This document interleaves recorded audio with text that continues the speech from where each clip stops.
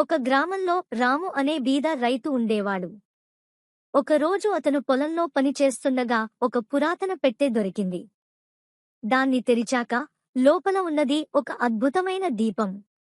దాన్ని తాకిన వెంటనే ఒక జిన్నీ కనిపించి, నీకు ఒక్క కోరిక నెరవేరుస్తాను, కానీ జాగ్రత్త. ఈ బంగారం నిజమైనది కాదు అన్నది. రాము సంతోషంతో నాకు బంగారం కావాలి అన్నాడు. మరుసటి రోజు అతని ఇల్లు బంగారంతో నిండింది. కాని కొన్ని రోజుల్లోనే ఆ బంగారం ధూళిగా మారిపోయింది. రాము తన తప్పు తెలుసుకున్నాడు. తర్వాత జిన్నీని మళ్లీ పిలిచి, నాకు నిజమైన సంపద కావాలి. నా పొలం ఫలించే శక్తి అన్నాడు. జిన్నీ నవ్వి అతని కోరిక నెరవేర్చింది.